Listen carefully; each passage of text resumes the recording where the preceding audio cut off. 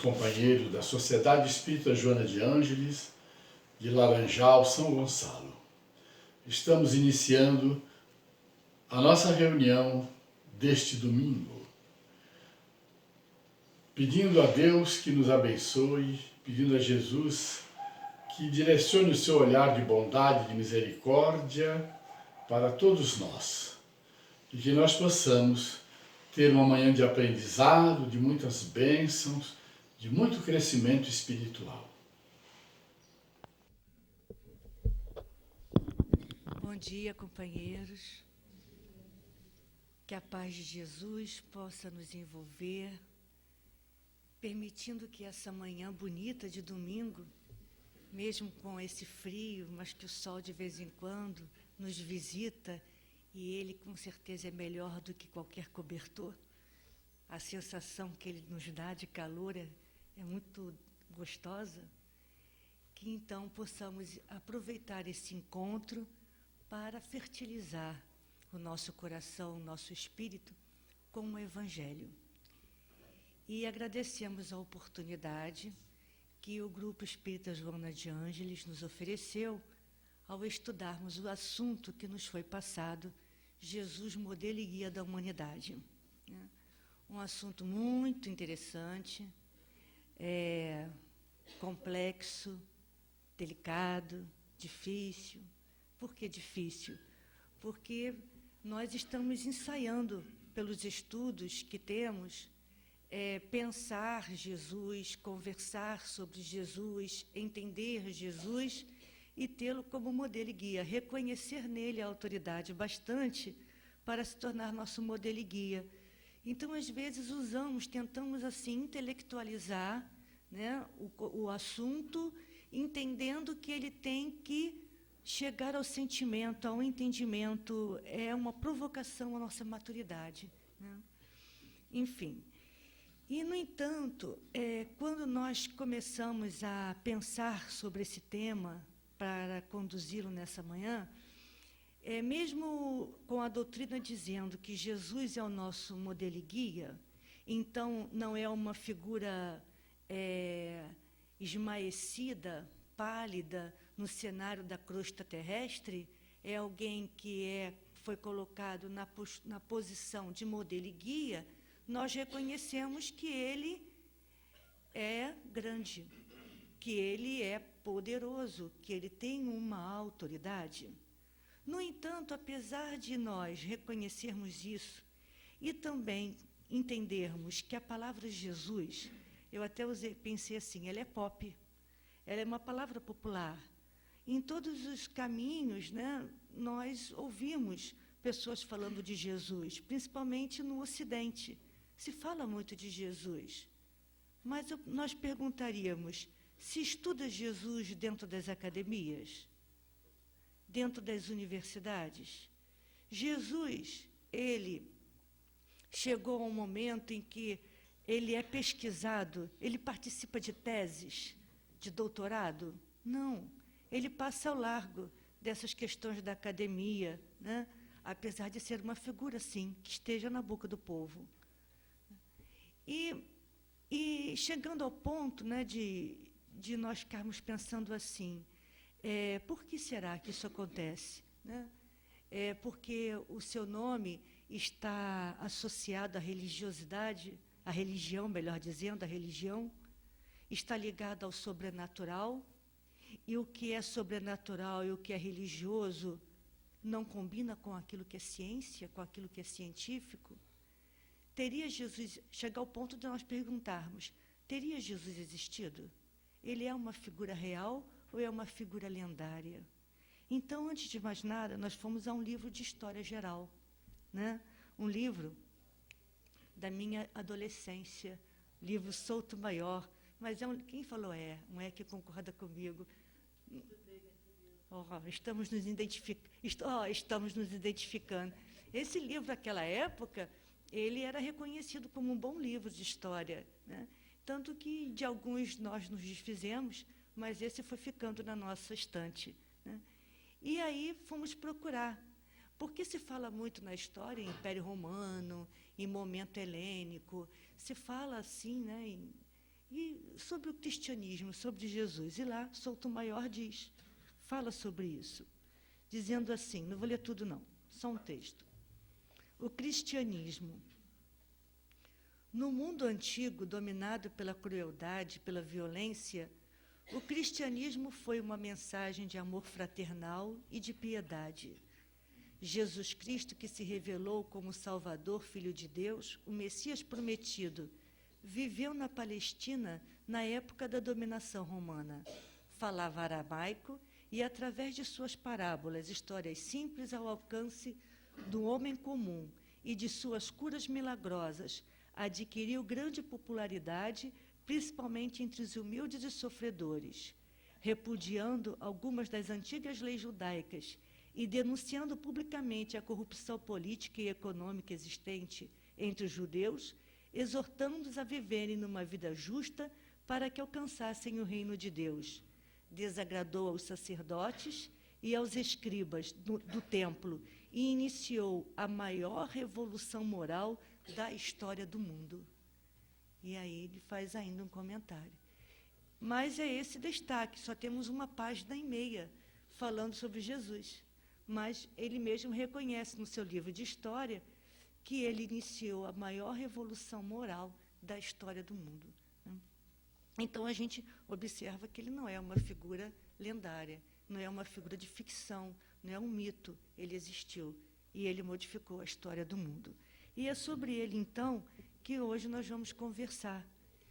E a doutrina espírita, ela é, assim, rica e completa no seu Pentateuco, tecendo considerações importantes para a nossa reflexão, para enriquecer esse nosso desejo de conhecer, de buscar um aprofundamento acerca desse homem, né, desse espírito que esteve aqui entre nós e que no livro A Caminho da Luz, Emmanuel diz ser o governador espiritual desse planeta.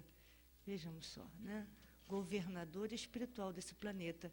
Quando esse planeta ainda ele se desprende, né, da nebulosa solar como uma bola de fogo incandescente, já naquela época, Jesus, como espírito de escola, já estava sendo designado para tomar conta, vigiar, acompanhar todo o progresso daquele planeta que ainda estava nos seus primórdios da formação, né?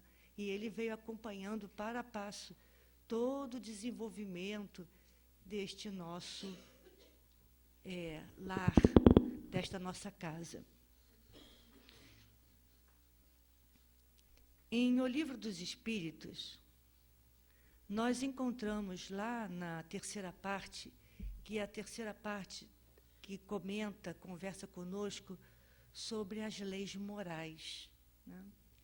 E apresenta as leis morais como as leis que nós todos temos as leis morais na nossa consciência. Nenhum homem, então, está desprovido dessa bússola interna, que é aquela que guia o homem na senda da felicidade. Então, diz-nos os Espíritos que o homem só é infeliz, ele só encontra dor, ele só encontra o sofrimento quando ele se afasta dessa rota que todo homem traz na sua consciência. Então, cada vez que ele entra por um desvio, por um atalho, ele encontra como fim o sofrimento, a dor, um esbarrão de alguma forma, que faz com que ele retorne ao seu caminho de origem, para o qual ele está destinado, né? Então, no exercício do livre-arbítrio, ali está o seu caminho, o seu roteiro. E o Livro dos Espíritos, ele então nos informa, os Espíritos nos informam, que assim como as leis que regem o mundo material, as relações da matéria bruta, a água, a terra, essa ciência que pode ser mensurada, observada nos laboratórios, catalogada, riscada, e que os resultados das pesquisas, né, esses resultados fazem parte das enciclopédias, de todos os compêndios que hoje estão fazem parte do acervo da ciência da Terra, Deus também criou, as leis morais também são leis divinas, mas não mais saindo da relação do homem com a matéria bruta, é a relação do homem com ele mesmo, é a relação do homem com o próximo, é a relação do homem com o próprio Deus. Essas relações, então, formam o conjunto das leis morais, a lei de adoração, a lei de conservação, a lei de destruição, a lei de progresso, a lei de justiça, amor e caridade, mais ou menos didaticamente, compondo um conjunto de 10, à semelhança do Decálogo, né? Como também ele nos informa. Mas, no entanto, mesmo tendo essas leis como bússola para a nossa felicidade, Deus permite que venha a estar conosco Jesus, esse governador que vai renascer entre nós para servir de modelo e guia. Olha só o que nos diz a questão 625. Qual o tipo mais perfeito,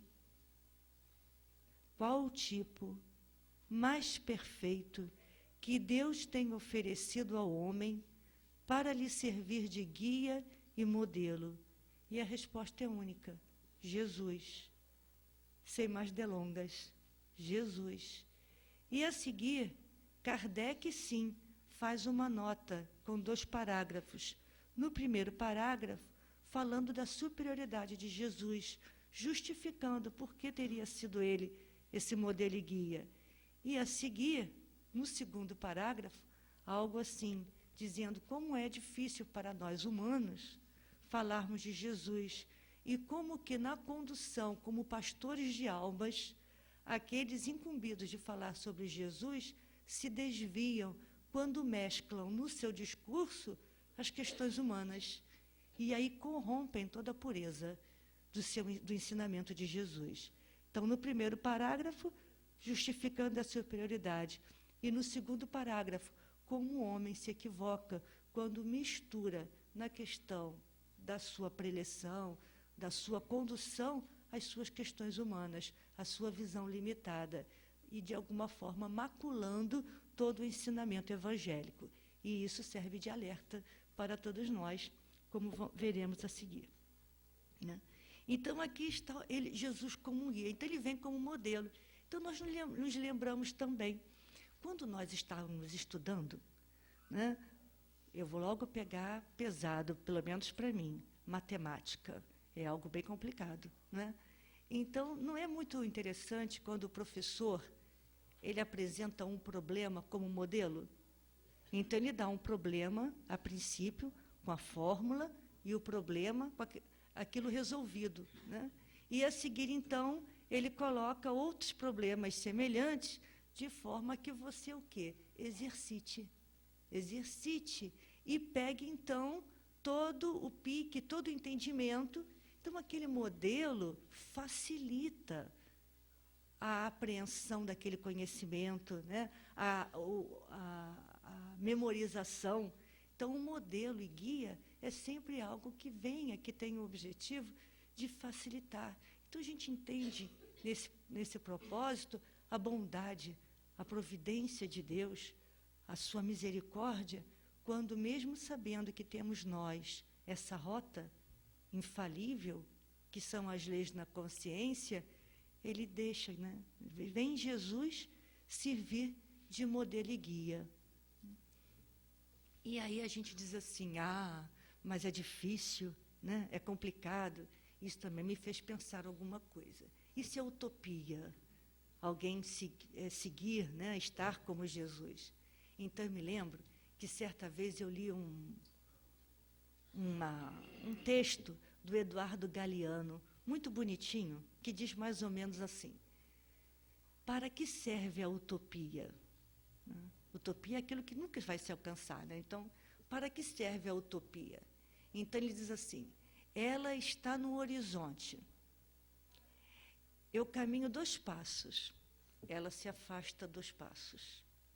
Eu caminho mais 1 passo, ela se afasta mais um passo. Para que serve a utopia? Serve para isso, para fazer com que nós caminhemos. Então, esse é o objetivo da utopia, fazer caminhar. Então, o homem sempre vencendo as suas fronteiras, rompendo os seus limites, batendo seus recordes, né? Então, assim é essa proposta. Por um outro lado, me fez pensar quando a gente diz assim, mas ser como Jesus é difícil. Eu acho que reconhecer a dificuldade é até um ponto favorável, é um ponto em vantagem. Porque eu reconheço dentro dessa dificuldade a minha limitação. E reconheço um trabalho que há de ser percorrido até se alcançar essa perfeição de que o nosso modelo se reveste, da qual o nosso modelo se reveste. Mas é interessante a gente entender, por exemplo, que se esse assunto hoje nos vem à baila, nos vem à tona para reflexão e estudo, será que é um erro de previsão de Deus? Ou porque cada um de nós aqui, já se encontra no ponto de se pensar acerca dessa possibilidade. Então, dentro do mundo da educação, existe um estudioso, hoje já não tão desconhecido assim, ele é um russo chamado Vygotsky, né? E o Vygotsky diz que, na sua observação, no seu raciocínio, ele diz que, na nossa aprendizagem, existem duas zonas de desenvolvimento que caminham. A zona do desenvolvimento real e a zona do desenvolvimento proximal, algo assim. Então, por exemplo, ele diz, se uma criança já sabe amarrar sapatos, né, há necessidade de se ensinar a ela a amarrar sapatos? Ela já sabe. Então, ela já tem aquela zona desenvolvida, é a real, né? Mas se nós temos uma criança de 3 aninhos que observa o seu irmão mais velho amarrando sapatos, e ela já pega o cadarço e já imita o irmão sem conseguir, ela já sabe aprender? Já sabe amarrar sapatos? Não, mas ela está no ponto. Por quê? Porque ela já observa e já tenta imitar. Então, isso revela para aquele educador que ela já está no ponto para receber uma mediação capaz de alavancar o seu progresso, de alavancar o seu desenvolvimento. Mas e aquele bebezinho que está lá no berço, né, que pega o cadarço e brinca apenas com ele, sem se dar conta que aquilo serve para amarrar sapatos? Vale a pena perder tempo ensinando com ele? Para ele? Não. Para ele, essa questão do amarrar sapatos sequer está na zona do desenvolvimento proximal. Passa ao largo. Ele não está nem aí para esse momento. Então, nós entendemos que o fato de nós estudarmos a doutrina espírita é que nós estamos na zona do desenvolvimento proximal. Essa evangelização nossa ainda não é uma nossa realidade, mas nós já estamos desejosos de imitar, de aprender. Já estamos começando a sair de nós e a reconhecer uma possibilidade de se estabelecer essa revolução. E é isso também, mais ou menos, que nós encontramos lá no Evangelho segundo o Espiritismo, no capítulo Não Vim Destruir a Lei.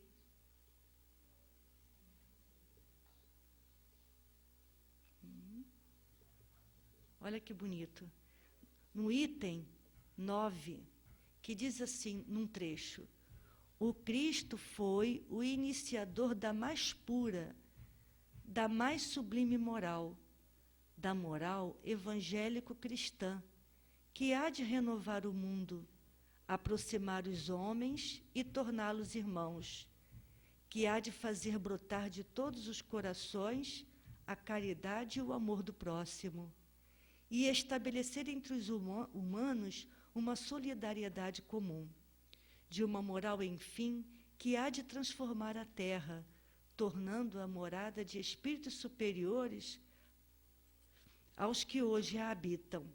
É a lei do progresso a que a natureza está submetida, que se cumpre, e o Espiritismo é a alavanca de que Deus se utiliza para fazer que a humanidade avance.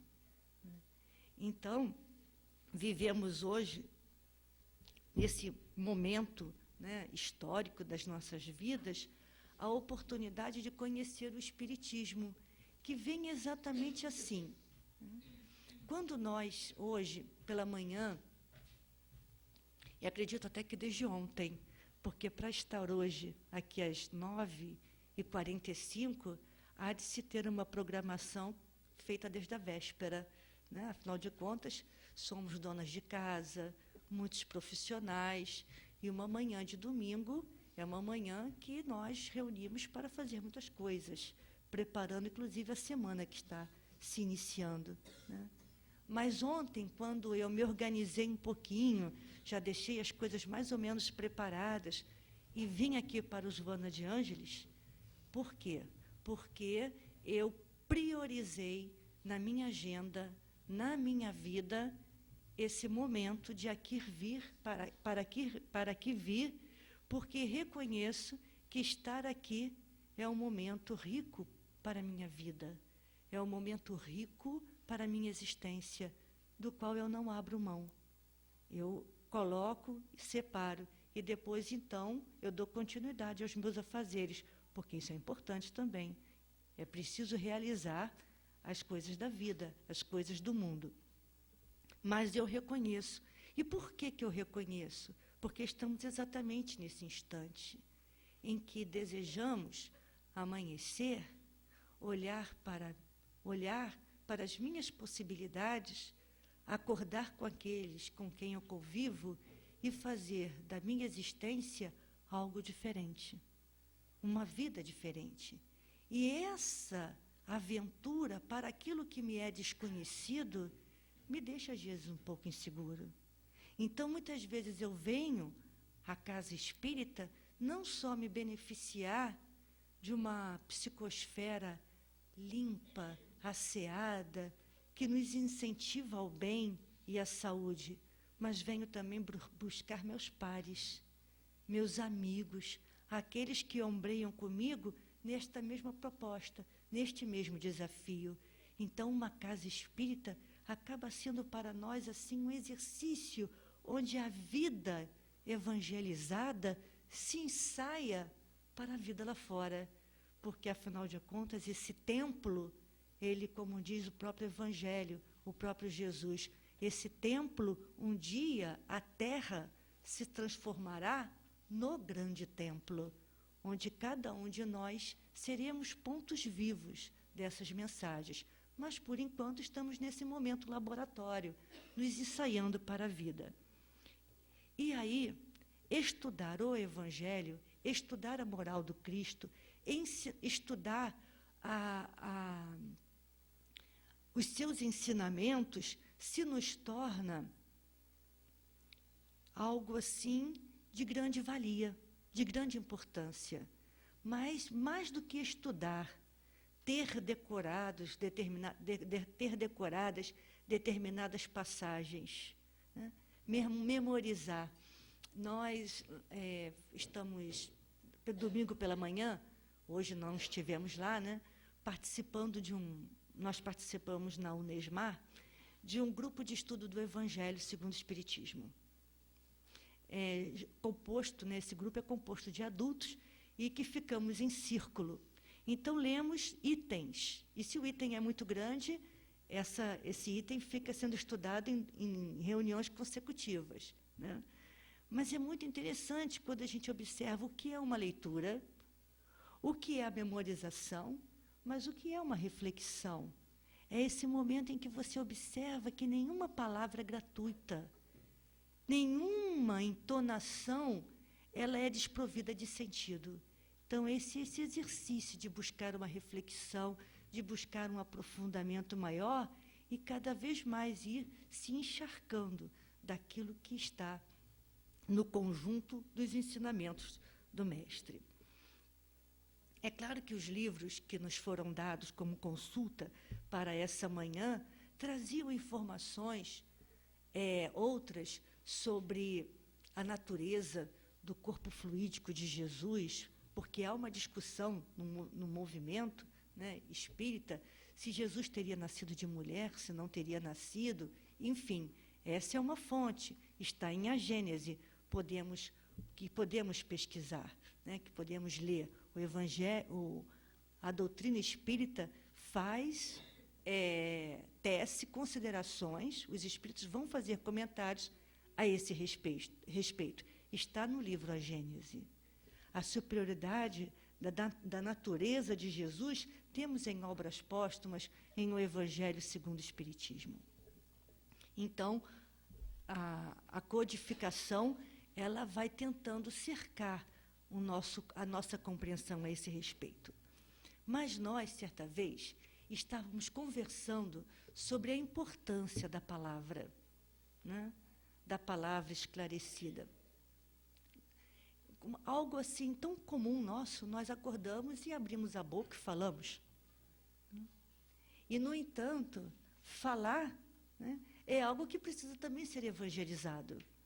Quem se recorda, lá do livro Obreiros de Vida Eterna, no dia do velório de Dimas, quando eles estavam conversando e o coronel lá, que estava participando do velório, vai dizer alguma coisa. E aí, esqueci o nome do mentor, lá do livro Obreiros de Vida Eterna. Não é o Calderaro, não é o Alexandre, estou me lembrando. Bom, enfim, lá do Obreiros de Vida Eterna, ele vai dizer assim, que no estágio em que nós nos encontramos, é muito difícil duas pessoas conseguirem manter um diálogo sadio por mais de 5 minutos, que a gente logo descamba ou para uma revolta, ou para uma maledicência, ou para uma situação qualquer. Então, manter um diálogo sadio, no segundo estágio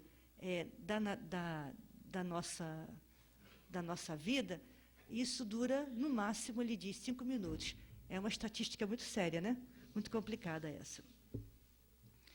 E estávamos estudando, então, sobre como fazer o exercício bom da palavra, quando no livro Terapêutica de Emergência, o Ivon Costa diz assim, ele dá um exemplo. E quem ele vai citar como exemplo? Aquele que é modelo e guia, Jesus. Como ele usou a palavra. E aí nós lemos, então ele diz assim, para aqueles fariseus e escribas que tentavam pegar Jesus naquelas armadilhas, ele usou de uma palavra tão firme, tão incisiva, tão objetiva, que não dava margem a nenhuma dúvida. Suas palavras não eram ambíguas. Então, ele precisava ser incisivo, objetivo, eficiente, não dando margem para nenhuma dúvida, né, para nenhuma dubiedade, né, porque era assim que precisava ser feito. No entanto, quando ele se aproximou, quando o povo se aproximava e pedia orientação, e pedia, né, que ele dissesse alguma coisa, ele não, subindo na sua barca, se afastando um pouquinho da praia, estando a multidão lá na areia, ele deixou para o mundo o legado das parábolas, histórias aparentemente simples, mas recheadas de ensino moral. E quando, dentro da intimidade, lá do aconchego da casa de Pedro, quando os discípulos vinham com alguma pergunta, era com clareza, era com simplicidade que ele falava para os discípulos que já tinham compreensão de entender das questões mais complexas de moralidade e ciência, mas dentro de um linguajar, evitando o pedantismo, evitando a palavra rebuscada, fazendo com que as pessoas, às vezes que isso acontece, fujam daquele contato. Não, usou de um discurso simples, de um discurso claro, de modo que eles entendessem. E, em algumas situações, quando procurado pelo povo, ele não disse nada, sabendo usar o silêncio e usando todo o seu carinho, todo o seu amor para curar, consolar. Então, ele adequa a palavra às diferentes circunstâncias e aos diferentes interlocutores. Não é isso que nós vemos? Muito bem, lá está ele, como modelo e guia. Modelo e guia que nós temos que seguir. Bom, mas agora vem o nosso trabalho, vem o nosso momento, aquele momento do Vygotsky. Por quê? Porque quando Jesus falava para os fariseus e escribas com firmeza, é porque ele percebia a malícia. Ele percebia toda a armadilha de que ele estava sendo alvo. Então, ele se antecipa e vem com uma palavra que é um misto de esclarecimento, de entendimento e adequa à necessidade daquele seu interlocutor. Isso me faz lembrar a nossa caminhada. Quando em Evangelho segundo o Espiritismo, nós temos lá: será possível ao homem perceber o mal de outrem e repreender o outro? Repreender o outro? Então diz o Evangelho: sim, sim, mas depende da sua intenção. Se a sua intenção é denegrir o outro, então não.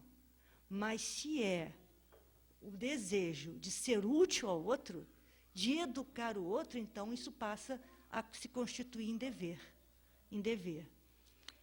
Esse é o nosso limite. Nós estamos nos ensaiando quando no passado,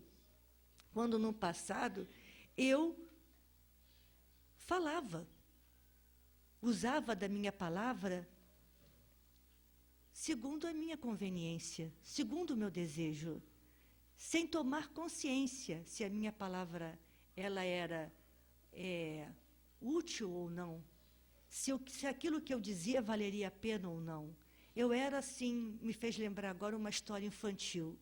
Vocês conhecem o livro A Grande Confusão, da Daniela Schindler?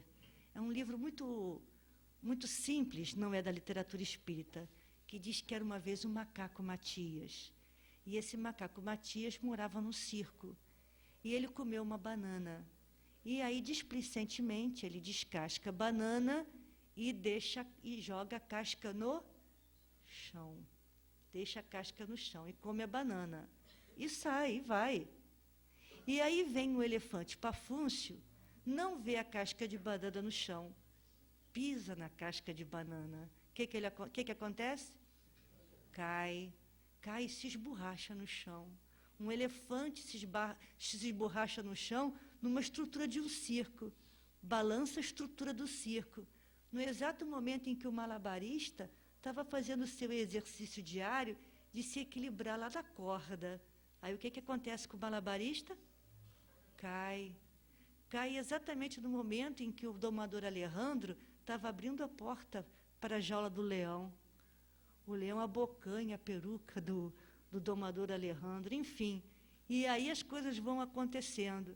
Aí, na última página, a Daniela diz assim: cadê o macaco Matias, que comeu a banana, jogou a casca de banana no chão, que fez o elefante cair? Cadê? Aí a última página, deu no pé. Acabou a história, deu no pé. Assim éramos nós. Tínhamos as nossas atitudes, falávamos o que gostaríamos de falar e, dávamos no pé. Como ficou o mundo lá para trás?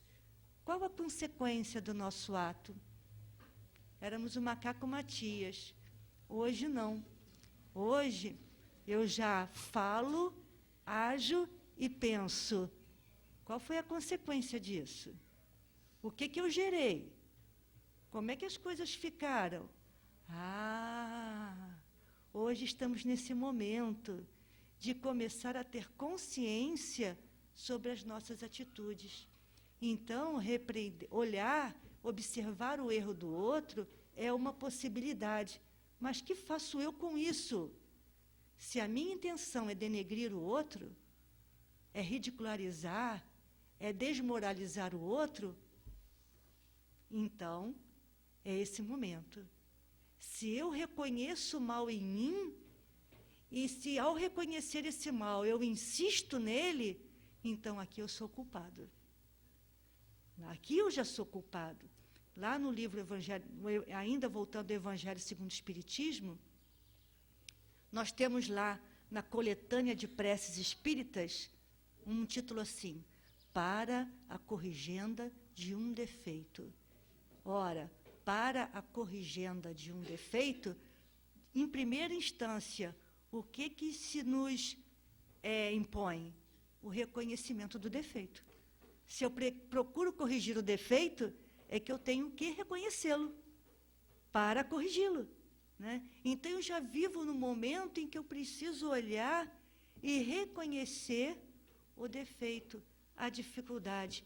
E, a partir de então, envidar esforços para me corrigir. Como será reconhecido um espírita? Pelos esforços que fizer para domar as suas más inclinações. Não é um espírito perfeito, não é esse espírito amadurecido, purificado, que pelo conhecimento da doutrina se modificará como num toque de mágica. É todo um processo, é todo um trabalho, é toda uma vida voltada para essas percepções de como anda o nosso mundo íntimo. Por isso lá está, Jesus modelo e guia. Aqui ele se apresenta nas suas vivências, nas suas relações, nas suas falas, nos seus trabalhos, como modelo e guia. Aquele homem todo que fluidicamente, quando nós aprendemos fluido cósmico universal, sabemos que o fluido, como matéria, ele é neutro. O fluido é neutro, mas que ele vai ganhar as qualidades por onde ele passa. Então, se estamos aqui cercados por esse fluido cósmico ou universal, num ambiente desejoso de educar, de curar, de consolar, onde os pensamentos unidos aqui buscam se vincular com a equipe espiritual, ora, como um feixe, estamos, então, nutrindo e sendo nutridos por uma psicosfera da melhor qualidade. Toda vez que o homem ele se equilibra, as qualidades como fonte que ele fabrica para si mesmo são qualidades, ele imprime qualidades boas ao fluido. Por isso que o homem equilibrado, o homem amadurecido, ele tende a ser o homem com uma saúde perfeita. Porque não há aquelas vibrações deletérias, equivocadas dos espíritos equivocados. Né? Dos espíritos equivocados. Mas nós lembramos de um livro muito interessante, Vozes do Grande Além, onde o médico Carneiro de Campos fala sobre a autoflagelação, muito interessante, dizendo que depois, mostrando como é que compara o corpo à usina, como é que elas estão interligadas entre si, e diz assim: quando temos um ataque de cólera, de raiva, de fúria, o tempo passa. Aí depois eu digo assim: estou com uma dor na coluna, dor de cabeça, eu acho que eu dormi de mau jeito, eu acho isso, eu acho aquilo, e esqueceu daquele momento de fúria, que causa um verdadeiro rebuliço fluídico, que o corpo, como matéria frágil, acaba por receber o impacto de todo aquele destempero. Né? Então, Jesus, como espírito equilibrado, sua fonte era uma fonte pura, a tal ponto que aquela mulher disse: tenho a certeza, depois de viver de uma hemorragia durante 12 anos, de ter procurado curandeiros, médicos, feito tudo quanto foi indicação para ficar sanada daquela cirurgia, ao ouvir falar de Jesus, disse assim: tenho certeza que se eu tocar em suas vestes, eu ficarei curada. E aí o tumulto à volta dele, de Jesus, e a gente entende, como a própria Gênese diz, uma pessoa que sofre durante 12 anos de uma hemorragia, no mínimo está anêmica, né? No entanto, consegue vencer toda a dificuldade, chega às vestes dele, toca, e ele diz: alguém me tocou, sinto que de mim saiu uma virtude. Deu para a gente entender a natureza da superioridade de Jesus? Quantos toques! Pedro diz assim: mas, Senhor, está todo mundo aqui te pegando, está todo mundo aqui te tocando. E o Senhor diz que alguém te tocou? Não. E ela sente que o fluxo sanguíneo estanca. Então ela diz: fui eu. Vai, minha filha, tua fé te curou. Né? Então, olha a consciência. Um homem de um magnetismo ímpar, que fez com que Pedro, que quando ouviu falar, né, desse Jesus, a princípio, como um dos homens mais amadurecidos e líderes daquela comunidade, teria dito: mais um charlatão, ô povo bobo, que acredita em qualquer forasteiro. Ele vai falar no tal dia? Eu vou lá ver, quero ver esse homem. E já de madrugada, quando parte em direção àquele lugar, ele percebe que as estradas estavam repletas de doentes, de pessoas que tinham uma esperança. Eram mulheres que traziam crianças ao colo, velhinhos. Era uma turma imensa. Ele, que achou que fosse estar sozinho para ouvir aquele forasteiro, ele via que desde assim da madrugada muita gente ia para lá. E quando ele chega àquele determinado local, ele fica impressionado com aquela multidão compacta que lá estava já aguardando Jesus. E o Evangelho descreve que Pedro era um homem corpulento, grandão, né? E ele estava lá na frente, porque ele chegou cedo. Aí, de repente, Jesus chega, ele olha aquilo estranho, né? E, de repente, Jesus começa a falar, e uma mulher que estava lá atrás diz assim: cura minha filha, cura minha filha. Aí, e pega a menina no colo, mas ela estava lá atrás. Quem é que estava na frente? Pedro, forte, pega aquela criança no colo, e é ele quem vai levar a criança para Jesus. E ali ele ficou parado, ele ficou num transe, que só acordou lá para o meio-dia, quando viu que não tinha mais ninguém perto dele, quando os olhos dele cruzaram com o de Jesus. Isso está no livro Trigo de Deus. Ele cruzou, viu, ficou impregnado. O magnetismo de Jesus. Algo que a gente não pode entender, mas que a gente pode viver essa experiência hoje. Quando falamos o tempo todo de o Evangelho segundo o Espiritismo, é isso. Porque a doutrina espírita é essa alavanca que vem impulsionar o progresso. Mas é preciso que nós estudemos essa doutrina que tenta fazer com que entendamos essa natureza, essa superioridade de Jesus e chegar àquele ponto que todos nós desejamos na nossa humanidade, né?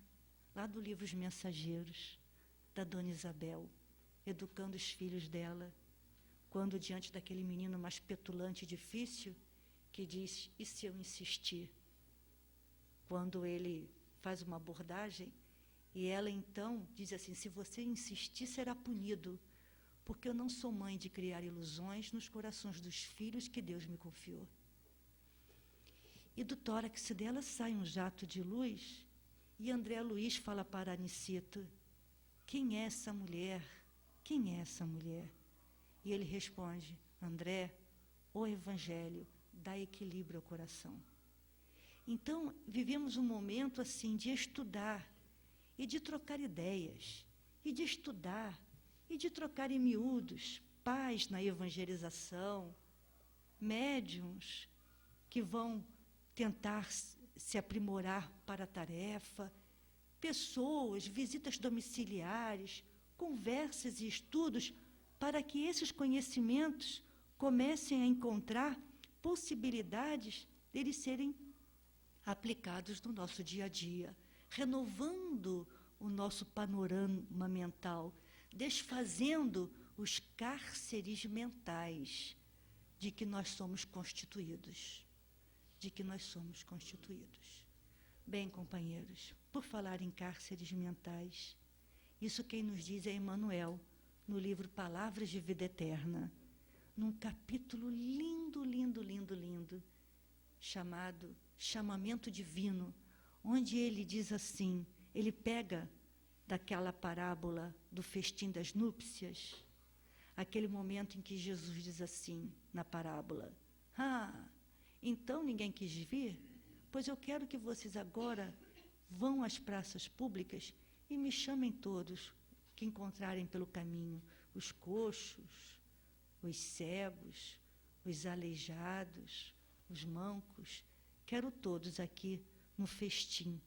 É claro que depois ele vai cobrar a túnica nupcial, mas é exatamente esse texto que depois Emmanuel vai desenvolver, dizendo que quem são esses coxos e esses cegos? Então ele diz, coxos do raciocínio, cegos do pensamento, cegos do sentimento, somos todos nós, mas que, ao convite deste chamamento divino de trabalhar na seara com Jesus, tendo-o como modelo e guia, neste exercício de renovação é que nós vamos desfazendo os nossos cárceres mentais, desfazendo, diminuindo as nossas limitações, e ganhamos em aprofundamento, e ganhamos em entendimento, e nos humanizamos.